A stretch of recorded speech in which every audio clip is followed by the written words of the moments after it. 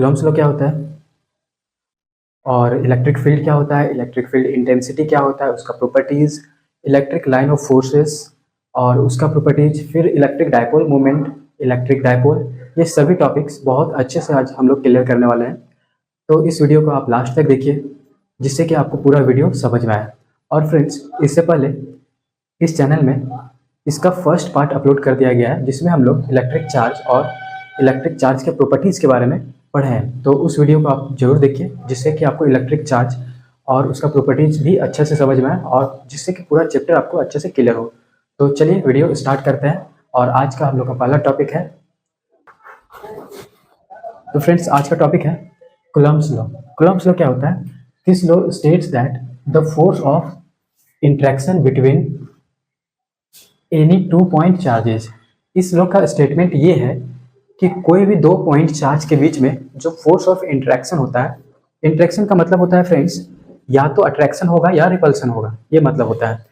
जैसे अगर 2 same charge है तो उसमें रिपल्सन होगा और अगर 2 अपोजिट चार्ज है तो उसमें अट्रैक्शन होगा।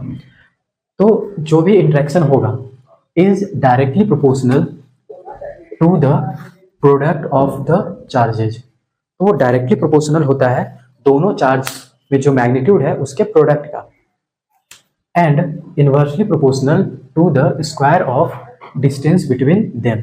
और दोनों चार्ज के बीच में जो डिस्टेंस है उसके डिस्टेंस के स्क्वायर का इनवर्सली प्रोपोर्शनल होता है। क्लियर है? तो इसको हम लोग समझते हैं। मान लेते हैं एक चार्ज ए है, एक चार्ज बी है, इसका मैग्नीट्यूड Q1 है, बी का मैग्नीट्यूड Q2 है और दोनों के बीच में जो डिस्टेंस है वो R है। तो फ्रेंड्स, अगर 2 चार्ज है तो दोनों के बीच में यहाँ पे फोर्स लगेगा। अब वो फोर्स अट्रैक्शन भी हो सकता है या रिपल्सन भी हो सकता है। क्लियर है? तो अब हम लोग आगे देखते हैं कि according to Coulomb's law, Coulomb's law के अकॉर्डिंग क्या होता है, F जो है मतलब जो फोर्स लग रहा है ये दोनों चार्ज के बीच में डायरेक्टली प्रोपोर्शनल होगा दोनों चार्ज के प्रोडक्ट के मैग्नीट्यूड का, एंड इनवर्सली प्रोपोर्शनल होगा जो डिस्टेंस है, डिस्टेंस यहाँ पे क्या है R, तो डिस्टेंस के स्क्वायर का इनवर्सली प्रोपोर्शनल। इसको मान लेंगे इक्वेशन 2। अब हम लोग इसको अगर कंबाइन करेंगे इक्वेशन 1 और 2 को, तो यहाँ पे क्या होगा, F ये डायरेक्टली प्रोपोर्शनल है इसलिए न्यूमरेटर में आएगा और R स्क्वायर जो है वो इनवर्सली प्रोपोर्शनल है इसलिए स्क्वायर में आएगा नीचे डिवाइड में। अब जब प्रोपोर्शनल साइन हटाएंगे तो इक्वल्स टू के साथ यहाँ एक कांस्टेंट आएगा K, तो फॉर्मूला हो जाएगा F equals to K into Q1 Q2 by R square. Friends, यहाँ जो K है ये कांस्टेंट है और उस कांस्टेंट को क्या कहते हैं, इलेक्ट्रोस्टैटिक फोर्स कांस्टेंट। इस कांस्टेंट को क्या कहते हैं, इलेक्ट्रोस्टैटिक फोर्स कांस्टेंट। इन SI यूनिट में क्या होता है कि ये जो K का वैल्यू है ये 1/4πε0 होता है और इसका वैल्यू 9 × 10⁹ न्यूटन मीटर स्क्वायर पर कूलम होता है। क्लियर है?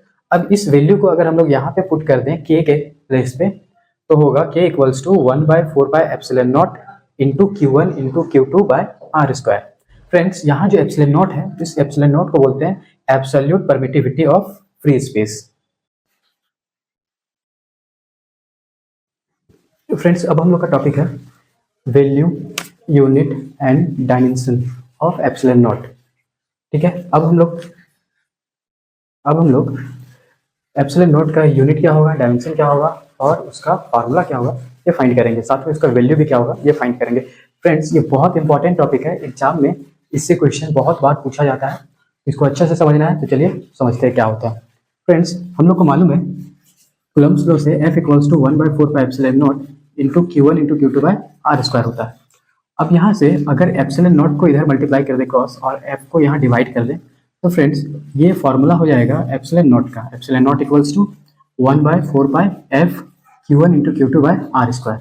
अब जब फ्रेंड्स फॉर्मूला निकल जाएगा तो उससे क्या होगा कि हम लोग आसानी से यूनिट भी निकाल सकते हैं और उसका डायमेंशन भी निकाल सकते हैं। फ्रेंड्स, इसका यूनिट, डायमेंशन एंड वैल्यू सभी चीज़ एग्जाम में बहुत बार पूछा गया है। ठीक है, तो अच्छे से इसको समझना है। अगर हम लोग इसका यूनिट निकालेंगे तो जैसे देखिए यहाँ पे कूलम है तो कूलम चार्ज है तो चार्ज के लिए कूलम, ये भी चार्ज है इसके लिए भी कूलम, नीचे 4π कांस्टेंट है और F जो है उसके लिए न्यूटन और R स्क्वायर जो है उसके लिए R डिस्टेंस होता है तो मीटर स्क्वायर। फ्रेंड्स, इसको सॉल्व करेंगे तो कूलम स्क्वायर, न्यूटन को ऊपर ले जाएंगे तो पर न्यूटन और मीटर को भी न्यूमरेटर में ले जाएंगे तो पर मीटर स्क्वायर। तो इस तरह से फ्रेंड्स इसका यूनिट निकल जाता है कूलम स्क्वायर पर न्यूटन पर मीटर स्क्वायर। अब अगर यूनिट निकल गया तो हम लोग उसका डायमेंशन आसानी से कैलकुलेट कर सकते हैं। डायमेंशन क्या होगा, कूलम के लिए डायमेंशन होता है 80, ये भी कूलम, इसके लिए भी डायमेंशन होगा 80, और न्यूटन के लिए डायमेंशन होता है mLt-2, और मीटर है तो मीटर के लिए L, और यहाँ स्क्वायर है तो स्क्वायर। तो फ्रेंड्स अब इसको अगर सॉल्व करते हैं तो ये m इसको ऊपर ले जाएंगे, यहाँ पावर कुछ नहीं मतलब 1 है, ऊपर ले जाएंगे तो पावर -1 हो जाएगा। इसी तरह यहाँ L है और यहाँ L स्क्वायर है, पावर L3, इसको भी ऊपर ले जाएंगे तो पावर L पावर -3, फिर यहाँ -2 है t पे पावर, और यहाँ t और t स्क्वायर, तो t स्क्वायर और ये -2 पर जाके +2 हो जाएगा, तो यहाँ पे t का पावर 4 हो गया, और a स्क्वायर हो गया। इस तरह से हम लोग इसका डायमेंशन कैलकुलेट कर लिए। तो डायमेंशन भी बहुत इंपॉर्टेंट है फ्रेंड्स। नेक्स्ट है इसका वैल्यू, एप्सिलॉन नॉट का वैल्यू क्या होता है। तो फ्रेंड्स एप्सिलॉन नॉट का वैल्यू होता है 8.854 इंटू 10⁻⁻12 कूलम स्क्वायर पर न्यूटन पर metre square. Friends JAC board में ये क्वेश्चन बहुत बार पूछा गया है 1 मार्क्स के लिए, तो आप इसको अच्छे से याद रखें, अच्छे से समझिए।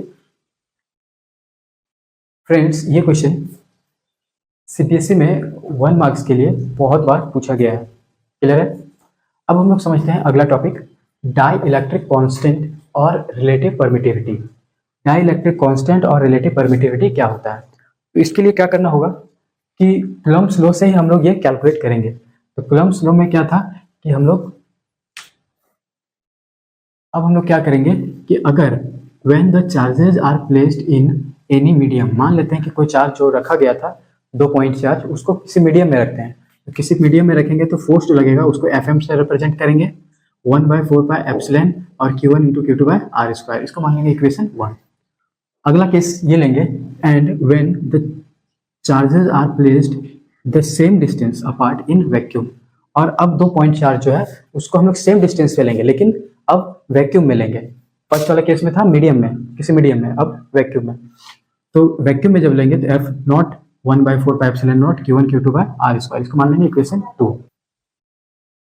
अब फ्रेंड्स इक्वेशन 2 को 1 से डिवाइड करेंगे, तो 2 का वैल्यू ऊपर रखेंगे और डिनोमिनेटर में रखेंगे Fm का वैल्यू। अब यहाँ से देखेंगे तो 4π कैंसिल हो जाएगा, Q1 Q2/r² भी कैंसिल हो जाएगा, तो यहाँ पे ε0 और इसमें एप्सिलॉन बचेगा, तो ε0। अब फ्रेंड्स ये एप्सिलॉन है तो डिवाइड के डिवाइड में तो ये ऊपर चला जाएगा, और ये डिवाइड में है तो ये नीचे आ जाएगा, तो हो जाएगा ε/ε0। अब ये जो फ्रेंड्स वैल्यू आ रहा है ε/ε0, इसको बोलते हैं εr और k। अब यही जो k है और εr है, इसी को बोला जाता है डाइलेक्ट्रिक कांस्टेंट और रिलेटिव परमिटिविटी। अब k जो है वो डाइलेक्ट्रिक कांस्टेंट है और εr जो है वो रिलेटिव परमिटिविटी है।